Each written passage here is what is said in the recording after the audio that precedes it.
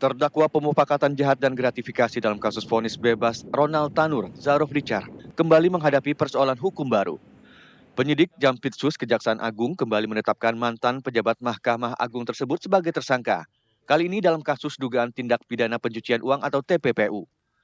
Kejaksaan Agung menetapkan Ketua Pengadilan Negeri Jakarta Selatan Muhammad Arif Nuryanta atau MAN sebagai tersangka suap penanganan perkara di Pengadilan Negeri Jakarta Pusat. MAN adalah satu dari 4 orang tersangka yang ditetapkan Kejagung. Assalamualaikum warahmatullahi wabarakatuh. Selamat datang kembali di podcast Ngopi Sore, ngobrolin seputar korupsi sore-sore. Kali ini hostnya saya ambil alih nih. Saya Iza dari Transparansi Internasional Indonesia.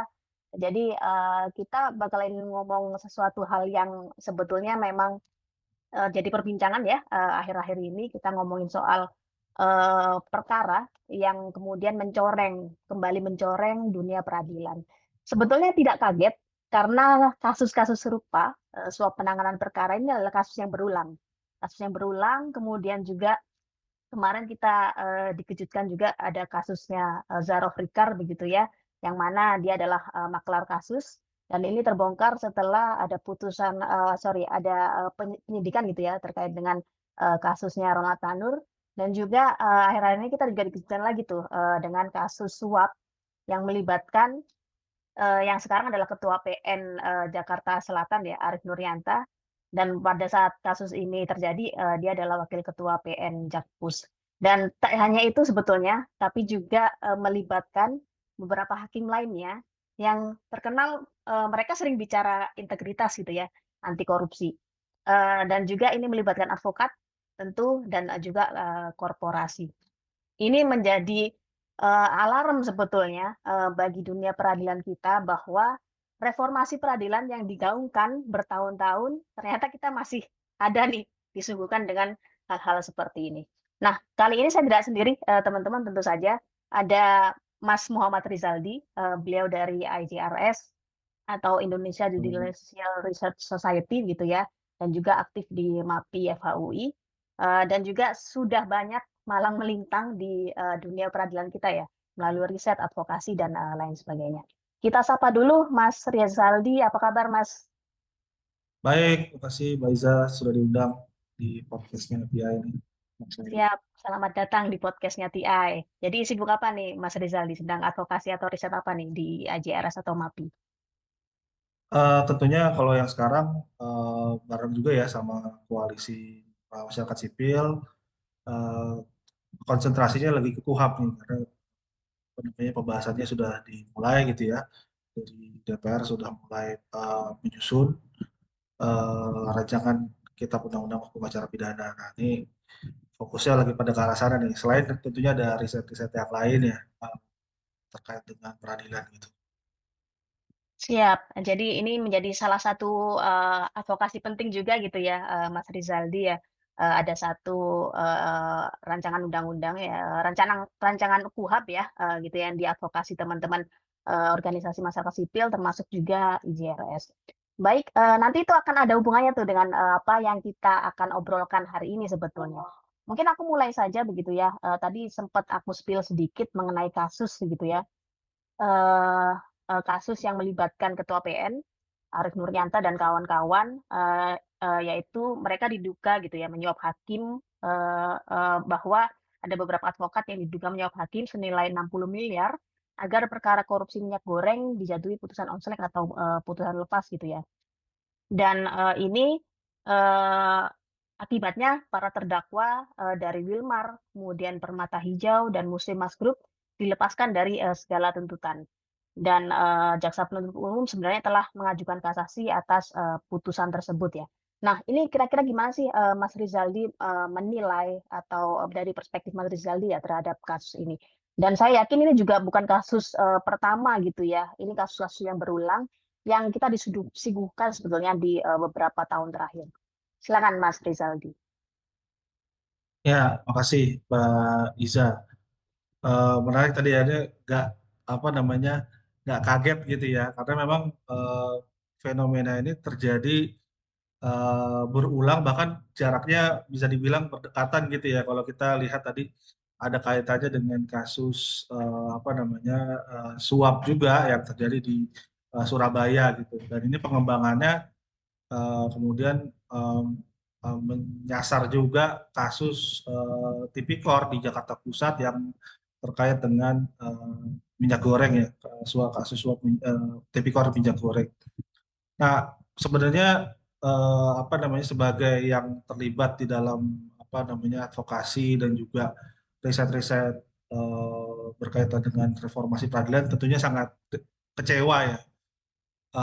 Sudah begitu banyak agenda-agenda reformasi peradilan yang kemudian digaungkan gitu, mulai dari apa terkait dengan pengawasan, lalu kemudian berkaitan dengan manajemen perkara, transparansi, tapi masih ada juga hakim-hakim yang kemudian apa namanya berani begitu ya menyalahgunakan wewenangnya dan juga memperdagangkan perkara. Nah ini sangat disayangkan tentunya, tapi apa namanya kita juga jadi momentum ya karena saya sih melihatnya ini menjadi satu contoh ataupun apa namanya gambaran betapa pentingnya juga untuk kemudian mengatur mengenai diskresi ataupun ruang-ruang di mana di situ ada apa namanya eh, keleluasaan gitu ya bagi aparat penegak hukum untuk kemudian bisa memperdagangkan perkara. Dalam konteks ini tentunya hakim gitu. Nah, memang ketika berbicara mengenai hakim dan putusannya agak-agak perlu hati-hati gitu ya. Terutama karena kita tentunya ingin mempertahankan independensi peradilan gitu, tapi di sisi lain kita juga ingin putusan pengadilan itu juga akuntabel gitu ya, bukan dari hasil perdagangan gitu ya, jual beli perkara antara para pihak gitu dan harapannya itu juga apa namanya bisa kemudian diantisipasi melalui, nah tadi yang di awal saya juga sempat singgung, momentum revisi KUHP ya, yang harapannya nanti ke depan apa namanya memuat pengaturan-pengaturan yang bisa mengawasi lah ya, dan juga kemudian ada fitur-fitur akuntabilitas terhadap produk-produk yang dikeluarkan oleh aparat penegak hukum gitu ya, aparat peradilan lah bisa dibilang seperti itu, termasuk putusan hakim menurut saya. Jadi ya itu sih menurut saya ini di satu sisi ya kecewa, tapi di satu sisi ini jadi peluang buat kita masyarakat sipil dan juga dunia peradilan untuk berbenah lah intinya gitu. Iya, Mas Rizaldi, memang kan reformasi peradilan kan memang sudah kita gaungkan tuh sejak lama gitu ya. Nah, ternyata masih terjadi berulang dan, terus-menerus kita disuguhkan dengan hal ini. Dan tentunya tadi kalau kita bicara sistem pengawasan gitu ya, apakah kemudian ini menjadi salah satu, eee yang menjadi perhatian penting gitu ya Mas Rizaldi ya? Karena lembaga pengawas sebenarnya sudah ada, di Mahkamah Agung itu sudah ada badan pengawasan. Dan di sisi eksternal kita sudah ada komisi yudisial. Nah itu kira-kira apa yang menjadi, kelemahan, bagi, sistem pengawasan yang sudah ada ini Mas Rizaldi? Ya, pengawasan saya rasa sudah tadi ya salah satu aspek yang juga menjadi perhatian penting dalam reformasi peradilan beberapa tahun terakhir. Apa namanya yang jelas adalah bagaimana pengawasan ini kemudian kalau menurut saya sinergi ya. Pertama yang harus didorong adalah sinergi antara pengawasan internal dan pengawasan eksternal. Nah ini PR yang selama ini masih belum kelar menurut saya. Mahkamah Agung dengan badan pengawasan dan tadi eksternal dengan komisi yudisial tuh nggak pernah nyambung pengawasannya. Sangat disayangkan sih. Padahal mereka semua punya tujuan yang sama ya, untuk mendorong apa namanya integritas hakim itu kemudian dijunjung tinggi melalui mekanisme pengawasan tadi gitu. Ketika ada laporan masuk, idealnya ketika KY mendapatkan alarm, badan pengawasan mendapatkan alarm, mereka bisa berkolaborasi begitu ya. Tapi sejauh ini hal itu belum kunjung terjadi begitu. Yang ada apa namanya ya jalan sendiri-sendiri atau ya dulu-duluan aja gitu. Siapa yang apa namanya mendapatkan laporan, nah itu dia yang kemudian menjalani apa melanjutkan pengawasannya. Padahal kalau misalkan itu bisa apa namanya sinergi ya, kolaborasi, saya rasa itu akan jadi sangat baik gitu ya. Dan juga apa namanya jadi lebih kuat ya apa namanya daya gedornya gitu ya, dan impact-nya gitu ya. Kita tahu bahwa hakim-hakim itu juga ketika dipanggil oleh KY ada rasa ini ya apa namanya tanpa bermaksud untuk apa tadi ya menakut-nakuti, tapi dipanggil oleh KY itu sebenarnya ada apa namanya bisa dibilang rasa untuk kemudian tidak ini ya apa namanya tidak mengulangi ataupun tidak mencegah diri gitu lah ya dari perbuatan-perbuatan. Artinya ada daya daya daya paksanya lah gitu ya, daya impactnya gitu terhadap hal-hal yang kemudian bisa dilakukan oleh KAI. Nah ini kalau misalkan bisa disinergikan oleh Badan Pengawasan Mahkamah Agung, saya rasa itu akan sangat baik ya. Setahu saya dulu memang ada apa namanya beberapa kali ada upaya untuk melakukan pemeriksaan bersama antara Mahkamah Agung dan Komisi Yudisial, tapi entah kenapa tuh nggak kunjung terjadi gitu ya. Sebenarnya kalau itu bisa didorong, saya rasa akan sangat baik gitu ke depannya. Dengan dengan beberapa tools-tools yang mereka punya ya, mystery shopper gitu, melakukan kunjungan secara apa namanya pemeriksaan secara rahasia gitu untuk mengungkap nih di pengadilan ini sudah bersih belum tata kelolanya dan seterusnya, itu saya rasa sangat baik sih. Nah itu yang belum terjadi saat ini kalau kalau kita bicara pengawasan. Artinya kalau bisa saya simpulkan gitu ya dari pernyataan Mas Rizaldi, belum ada sinergi yang kuat ya antara KY sebagai pengawasan eksternal begitu, dengan spesifik nih badan pengawasan di Mahkamah Agung gitu ya, yang mana dia melakukan pengawasan secara internal. Karena kan sebenarnya kalau kita menelisik lagi gitu ya, kasus Zarov kemudian juga akhirnya memicu gitu ya terbukanya kasus-kasus yang lain kan sudah lama bergulir di apa tubuh pengadilan kita ya. Artinya kayaknya nggak mungkin kalau, misalkan badan pengawasan ataupun, KY gitu ya yang melakukan pengawasan bertahunan kita kayaknya nggak mungkin nggak tahu gitu ya. Namun tentu perlu keberanian, untuk kemudian mengungkap kasus-kasus ini. Nah ini kan sebetulnya yang, kalau saya tidak salah begitu ya dari pemberitaan media dan lain sebagainya, kasus ini kan yang mengendus awal itu adalah Kejaksaan Agung ya, Mas Rizaldi ya? Bahwa ada, putusan yang mencurigakan gitu, dan akhirnya Kejaksaan Agung, apa, menyelidiki ya, apakah ini ada, ada main perkara antara advokat dan juga hakim gitu, Mas. Nah, untuk itu, Mas, Rizaldi, apa sih harapan yang, kemudian, apa, kita bisa, ini ya, harapan ke depan misalkan, apa yang kemudian harus, dilakukan KY selaku eksternal. Kalau kita tahu kalau di, regulasi kita ya bahwa KY ini hanya bisa, apa, mengawasi etik hakim ya. Dia tidak bisa mengawasi yang lain, misalkan panitera dan lain sebagainya, karena, di, regulasinya seperti itu. Dan juga beberapa hal yang, kita anggap itu mereteli kewenangan, KY. Kira-kira apa sih Mas yang kemudian, bisa kita lakukan dan juga, apa sebetulnya supaya publik tahu ya, bagaimana kewenangan KY itu sebenarnya per hari ini?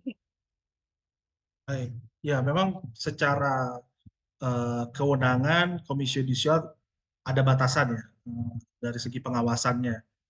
Ketika berbicara tentang penanganan laporan pengaduan, itu skupnya memang yang bisa ditangani hanya yang berkaitan dengan apabila ada dugaan pelanggaran kode etik.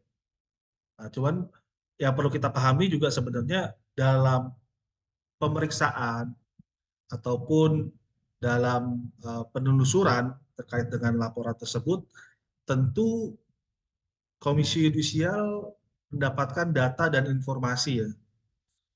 Data dan informasi yang tentunya bisa jadi lebih dalam, lebih luas daripada sekedar pelanggaran etik.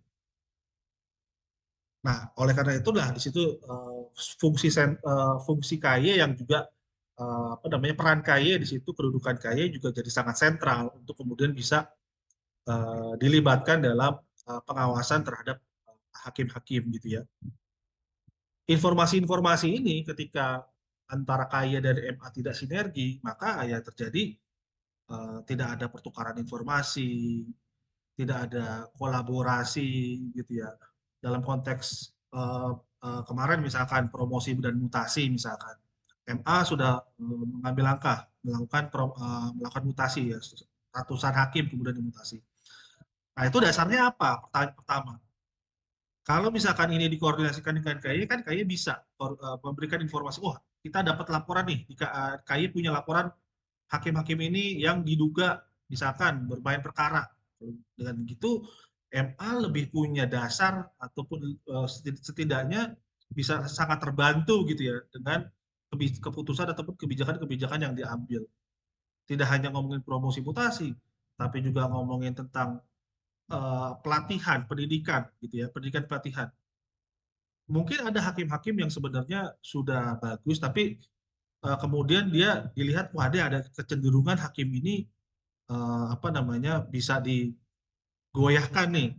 Oleh karena itu maka dia perlu dilatih lagi, perlu dikembangkan lagi peningkatan integritasnya. Nah, informasi-informasi itu saya rasa sangat kaya dengan hal itu. Oleh karena itu kembali kalau menurut saya sih harapan saya sebenarnya tadi sinergi ya. Selain tadi ya, kalau saya lihatnya kalau dalam konteks sudah terjadi seperti ini, maka mau penegakan hukum harus diperkuat. Dalam arti KUHAP tadi, penguatan di KUHAP yang saya rasa juga penting ya, untuk memberikan penegasan bahwa setiap hakim-hakim yang bermain perkara, maka ya mau nggak mau putusannya itu perlu dipertimbangkan apakah itu dia masih dianggap valid atau tidak gitu, supaya berpikir dua kali hakim. Hakim ini kan mahkotanya hakim kan adalah putusan ya. Jadi saya rasa semua hakim pun pasti akan berpikir putusan yang saya buat ini kemudian di kemudian hari itu dianggapnya seperti apa gitu, masih dianggap sebagai putusan yang sah atau tidak. Kalau saat ini kalau hakim yang sekarang dia terbukti melakukan korupsi ya putusannya tetap dianggap sah gitu. Nah ini kan memang ada asas ya, atau ada prinsip res judicata ya, bahwa putusan hakim itu selalu dianggap benar. Tapi saya rasa itu perlu dikaji ulang ya, dalam konteks tadi ketika putusan ini memang benar-benar terbukti hasil dari perdagangan perkara, ada fraud di situ. Namanya fraud di situ ya sudah pasti hasilnya harusnya tidak dianggap valid gitu ya, tidak dianggap sah. Nah ini yang kemudian juga dari segi harapan saya itu kemudian ke depannya ruang-ruang seperti itu juga ditutup kemungkinannya melalui KUHAP sih. Itu mungkin Mbak Isa. Ya, ya Mas Rizaldi, tadi Mas Rizaldi sempat menyinggung ya soal mutasi besar-besaran yang kemudian dilakukan oleh Mahkamah Agung. Ini kan salah satu respon sebetulnya dari Ketua MA ketika mengetahui ada kasus-kasus besar yang kemudian ini mencuri perhatian publik. Nah, ada beberapa statement di media gitu ya, Mas ya. Tapi ini bukan statement TI sebetulnya, tapi saya kutip aja. Ada statement bahwa apakah cuma gimmick gitu ya dari Mahkamah Agung atau memang ini sebenarnya langkah yang kemudian berani dari KMA yang baru gitu ya, Pak Sunarto, yang mulia Pak Sunarto, atau gimana nih menurut Mas Rizaldi? Ya, kalau dibilang gimmick mungkin enggak juga ya. Kalau menurut saya sih ini ya jangka pendek. Kalau bisa dibilang menyelesaikan masalah enggak, saya rasa enggak. Tapi langkah jangka pendek yang mungkin bisa diambil untuk setidaknya mencegah supaya tidak muncul kembali dalam waktu dekat lah ya praktek-praktek perdagangan perkara. Karena gini, bisa dibilang memang praktek perdagangan perkara di pengadilan itu kan juga salah satunya berkaitan dengan eh, apa namanya seseorang hakim itu apakah dia kemudian juga sudah menguasai lingkungan, dalam tanda kutip ya, menguasai kondisi di lingkungan yang dia tempatnya bekerja ya. Artinya apakah networknya itu dia sudah terbangun atau belum, jaringannya sudah terbangun atau belum. Kayak misalkan di kasus yang terakhir kan ada peran panitera, bahkan ada peran panitera di Jakarta Utara yang kemudian menjadi pintu masuk gitu. Nah, dengan adanya mutasi-mutasi ini setidaknya mengacak kembali nih komposisi-komposisi katakanlah jaringan-jaringan gitu ya tadi, network-network mafia peradilan tadi, sehingga bisa dibilang kocok ulang gitu kan, tidak lagi seperti yang pada umumnya gitu. Jaringan-jaringan itu kemudian didisrupsi lah harapannya melalui tindakan yang dilakukan oleh ketua MA ini. Nah, tapi kan itu tentunya nggak menyelesaikan masalah kalau menurut saya. Mereka tentu akan, kalau misalkan memang pengawasannya lemah, ya mereka akan mulai lagi memperdagangkan perkara lagi gitu ya. Nah, hal ini yang kemudian menurut saya perlu dicegah gitu ya, dan perlu diperhatikan melalui perubahan-perubahan yang sifatnya tentunya sistemik gitu ya, jangka panjang, dan tepat sasaran lah ya, seperti itu gitu. Nah, eh, kalau saya rasa sih seperti itu ya. Jadi em,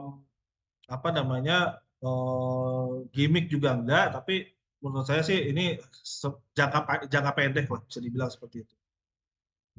Iya, kalau misalkan jangka pendek gitu ya, Mas, ya, berarti, harusnya, KMA begitu, punya rencana jangka panjang nih. Kan kita tahu ya, ini, suap ini, bukan pertama kali terjadi, bukan satu 2 kali terjadi gitu ya. Harusnya MA sudah punya tuh, bagaimana kemudian, memperbaiki sistem pengawasan misalkan, dan lain sebagainya. Dan saya yakin juga mereka juga, punya perhatian yang besar, soal itu ya, dan juga di badan pengawasan pasti juga melakukan evaluasi gitu ya. Nah ini, termasuk pelibatan masyarakat sipil nih, Mas Rizaldi ya. Karena, ketua MA, yang baru dilantik kayaknya tahun kemarin ya kalau saya tidak salah ya Pak, Yang Mulia Sunarto itu, dipersepsikan memang bisa dekat ya dengan, masyarakat sipil ya, dibandingkan, dengan, ketua-ketua sebelumnya. Nah, apa sih yang kemudian, bisa dilakukan begitu ya, Pak Sunarto selaku, KMA untuk melibatkan masyarakat sipil? Ini kan bagian dari aspirasi kita ya, untuk kemudian mendengar, dari sisi masyarakat sipil dan juga pencari keadilan sebetulnya. Itu, kira-kira Mas Rizaldi. Ya, kalau berbicara dengan partisipasi publik ya dalam reformasi peradilan, saya rasa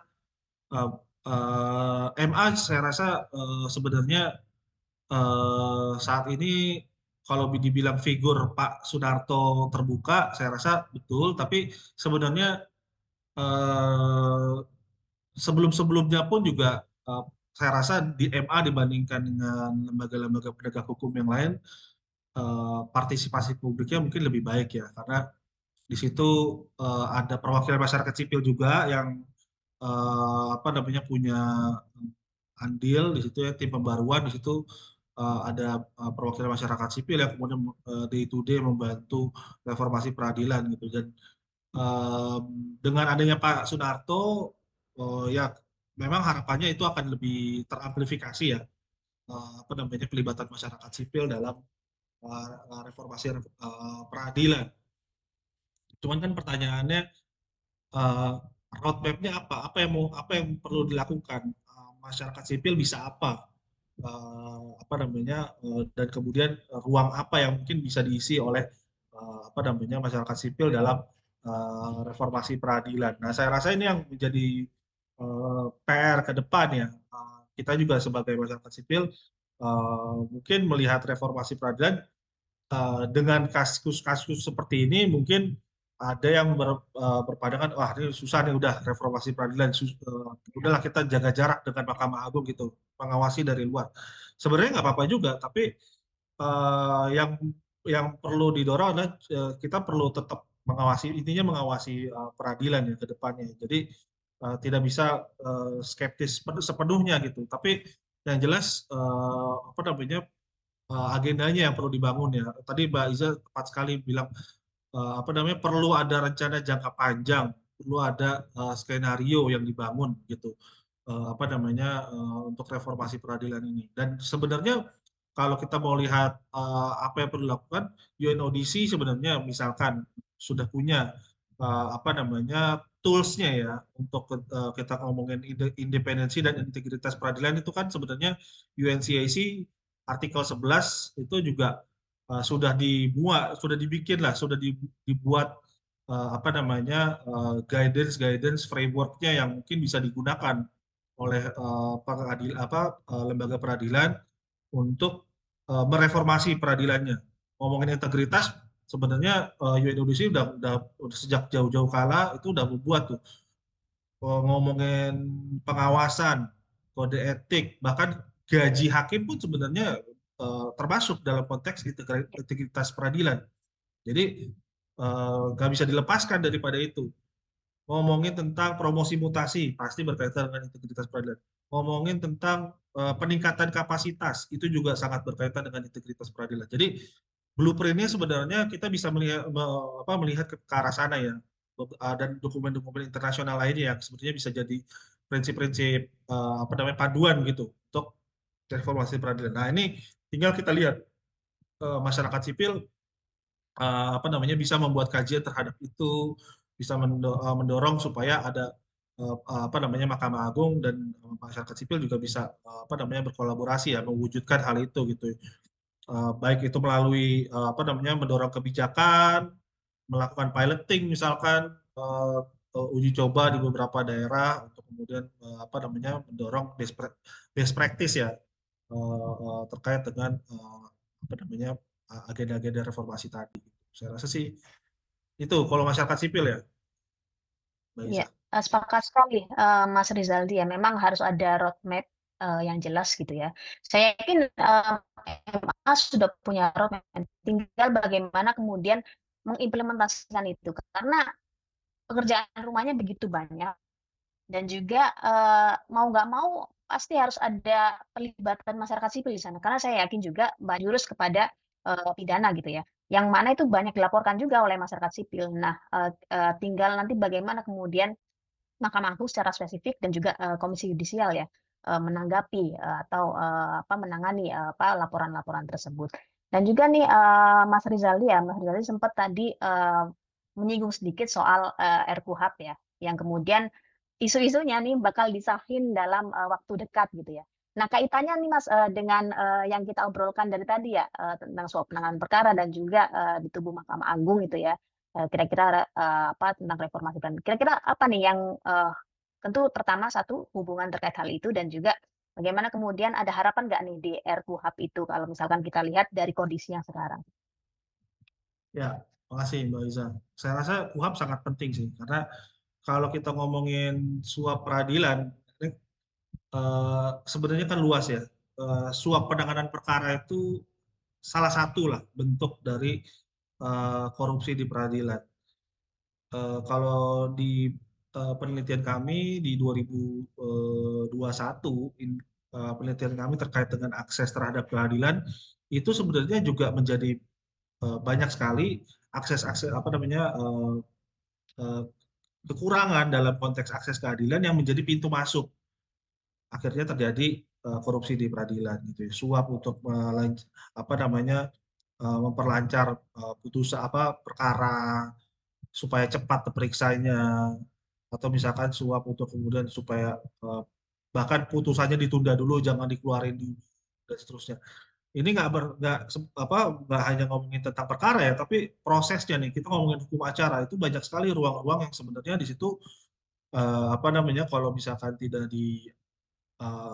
diatur secara tegas, hanya melalui diskresi saja, saya rasa itu akan sangat disayangkan ya, dan pasti akan terulang kembali praktek-praktek korupsi seperti itu. Dan harapannya di KUHP prinsip fair trial, lalu kemudian aspek-aspek akses keadilan itu kemudian bisa didorong lebih baik lagi. Pemberian bantuan hukum, jangan sampai kalau ada bantuan hukum, ada lawyer malah perkaranya diperlambat, dipersulit misalkan. Atau kalau misalkan kita ngomongin tentang proses peradilan, kalau misalkan perkaranya bayar, maka putusannya cepat gitu ya, diperiksanya cepat, nggak perlu ada proses-proses yang lama misalkan seperti itu. Nah, itu juga sebenarnya salah satu bentuk praktek korupsi di peradilan ya, yang harapannya itu bisa diatur di KUHP.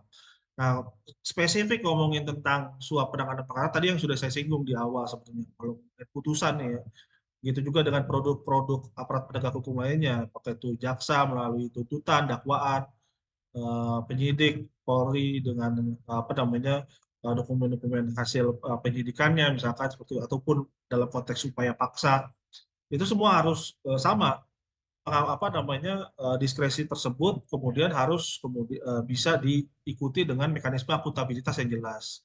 Saat ini memang kita mendorong supaya ada apa namanya dalam konteks pra-adjudikasi ada hakim pengawas, hakim komisaris ya, hakim pemeriksa pendahuluan untuk mencegah adanya apa namanya penyalahgunaan wewenang tadi di tahap pra-adjudikasi.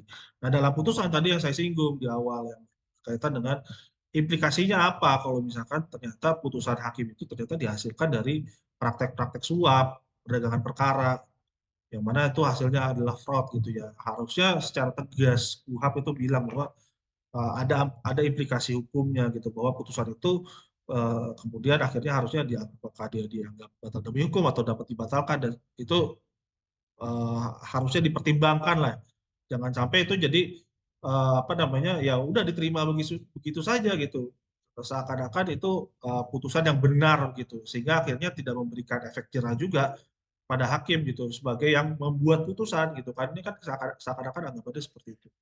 Di sisi lain memang juga akhirnya kalau kita lihat di dalam putusan yang sekarang nih misalkan apa namanya kemarin kasus yang minyak goreng kan memang jaksa akhirnya kasasi, oke lah, masih bisa kasasi. Bagaimana kalau apa namanya udah perkaranya sudah berkekuatan hukum tetap, mau nggak mau kan dia apa namanya hanya bisa PK. Nah ternyata kalau PK itu kan juga apa namanya satu nggak semua orang bisa PK gitu ya. Tapi yang jelas juga yang perlu dipertimbangkan apakah kemudian PK itu apa namanya bukti novum yang terkait dengan penanganan perkaranya itu bisa nggak dijadikan alat bukti gitu ya untuk menunjukkan bahwa ini oh novum nih bukti baru bahwa ternyata putusan ini adalah hasil dari apa namanya suap gitu ya perdagangan perkara. Nah itu yang kemudian harus dipertegas gitu.